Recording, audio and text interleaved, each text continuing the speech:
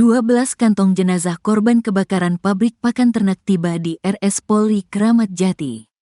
RS Polri Kramat Jati menerima tambahan jumlah kantong jenazah korban kebakaran pabrik pakan ternak PT Jati Perkasa Nusantara di Medan Satria, Bekasi pada Jumat, tanggal 1 November tahun 2024. Bila sebelumnya hingga sekira pukul 14.30 waktu Indonesia Barat RS Polri Kramat Jati menerima 8 kantong berisi body part atau bagian tubuh, kini jumlahnya menjadi 12 kantong jenazah. Pantauan di lokasi, 4 kantong jenazah tersebut dibawa ke ruang di instalasi forensik RS Polri Kramat Jati menggunakan 2 mobil ambulans pada pukul 14.45 waktu Indonesia Barat dan pukul 14.54 waktu Indonesia Barat. Lantaran berisi body part atau bukan jenazah utuh, jumlah kantong jenazah yang dibawa ke instalasi forensik RS Polri Kramat Jati itu tidak menunjukkan total jasad korban kebakaran. Butuh pemeriksaan lebih lanjut menggunakan metode Disaster Victim Identification, DVI, melalui pencocokan data antemortem dan postmortem untuk memastikan identitas korban. Kepala RS Polri Kramat Jati, Brigjen Prima Heru Yuli Hartono mengatakan pihaknya sudah membuka pokok antemortem bagi pihak keluarga untuk menyerahkan data pembanding. Nantinya di posko antemortem pihak keluarga akan memberikan data pembanding berupa sidik jari semasa korban hidup dari dokumen seperti ijazah, sampel DNA dari keluarga inti. Kemudian rekam medis atau foto gigi korban semasa hidup untuk dicocokkan dengan data postmortem sidik jari, DNA, dan gigi yang didapat tim dokter forensik dari jenazah korban. Prima menuturkan dalam proses identifikasi jenazah korban ini pihaknya sudah membentuk tim DVI berisi petugas gabungan dari RS Polri Kramat Jati dan para ahli terkait lain, yakni dari Rumah Sakit Cipto Mangunkusumo, RSCM, Fakultas Kesehatan Universitas Indonesia, FKUI, dan Perhimpunan Dokter Forensik dan Mediko-Legal Indonesia, PDFMI.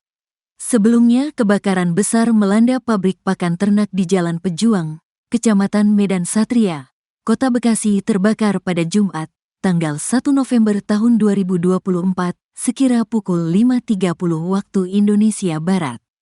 Akibat kebakaran sejumlah orang terluka, dan beberapa korban meninggal dunia diduga akibat tidak sempat menyelamatkan diri akibat kebakaran yang belum diketahui penyebabnya. Sebelumnya, sekira pukul 16 waktu Indonesia Barat jumlah korban meninggal dunia 9 orang. Kendati demikian, kini RS Polri Kramat Jati mengatakan telah menerima 12 kantong jenazah korban. Dikonfirmasi secara terpisah adik ipar salah satu korban Brahmat, 42, yakni Muhammad Yusuf mengatakan bahwa kakak iparnya bekerja sebagai operator forklift pabrik tersebut. Ia mengatakan, sampai sekira pukul 17.30 waktu Indonesia Barat, pihaknya belum mengetahui kondisi kakak iparnya tersebut. Ia dan keluarga masih menunggu proses identifikasi dari pihak rumah sakit.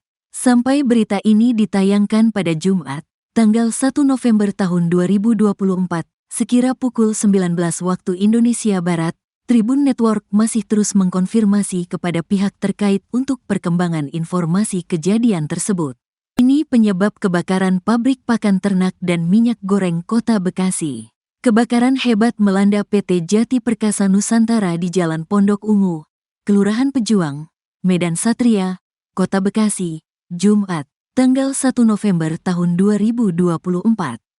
Kebakaran yang terjadi sejak pagi hingga malam hari itu sangat sulit dipadamkan. Puluhan mobil damkar dan ratusan personel berjibaku, namun usaha mereka gagal. Berdasarkan ulasan Kompas.com, kebakaran itu dipicu oleh ledakan alat produksi. Karena kan api berasal dari ledakan alat produksi, ujar Kepala Bidang Pemadaman dan Penyelamatan Damkar Kota Bekasi Namar Naris kepada wartawan, Jumat malam. Percikan api yang berasal dari ledakan alat produksi pabrik pakan ternak itu kemudian menyambar ke beberapa karung. Selanjutnya, api tersebut mengenai material bahan baku, salah satunya crude palm oil, CPO, atau minyak mentah sawit. Tadi disampaikan oleh manajemen. Jadi itu, Bahan pakan ternak itu kan dari CPO yang jadi bahan pakan ternak, ujar Naris. Semburan api ke CPO tersebut membuat kebakaran menjadi besar. Akibatnya, baja dan seng yang berada di atas material bahan baku jatuh menutupi bangunan alat produksi. Faktor inilah yang membuat petugas sulit memadamkan api. Jadi agak sulit, kita harus urai pakai beko atau pakai apa itu, alat berat untuk menyingkiran baja dan seng, katanya. Naris membantah kebakaran ini disebabkan karena korsleting. Yang tadi info dari karyawannya, kata dia, "Pak, itu ledakan dari alat produksi, tidak ada istilahnya mungkin korslet. Arus pendek sebagainya, yang dipahami itu alat produksi meledak, gitu," imbuh dia.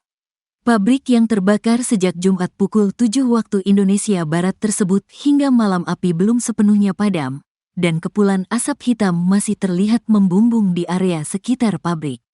Seorang petugas damkar mengalami sesak napas ketika berjibaku memadamkan api sehingga dibawa ke rumah sakit. Petugas kesulitan memadamkan kebakaran pabrik PT Jati Perkasa Nusantara di Kota Bekasi karena objek yang terbakar berisi pakan ternak dan minyak. Di sini, yang terbakar, ada minyak, pakan ternak, kata Kasih Operasi Penyelamatan Dinas Pemadam Kebakaran dan Penyelamatan Kota Bekasi Heri Kurnianto. Objek yang terbakar merupakan barang-barang yang mudah terbakar. Oleh karena itu, petugas hingga malam ini masih kesulitan memadamkan api di lokasi. Sedang proses pemadaman, masih ada api yang menyala karena memang banyak barang-barang yang mudah terbakar, ungkap dia.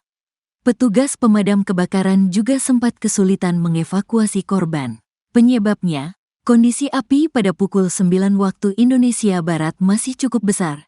Ditambah panasnya suhu di sekitar lokasi kebakaran juga di atas rata-rata. Ya, tadi pagi sampai menjelang jam 9 waktu Indonesia Barat itu proses evakuasi sulit kita tembus karena kondisi api yang masih cukup tinggi dan memang suhunya di atas rata-rata, ujar dia.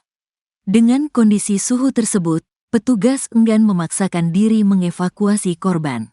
Mereka khawatir kondisi suhu tersebut akan menyebabkan baja bangunan yang terbakar jatuh menimpa para tim penyelamat. Ia itu salah satunya. Maju mundurnya lihat situasi di lokasi untuk bertahan, evakuasi korban, imbuh dia.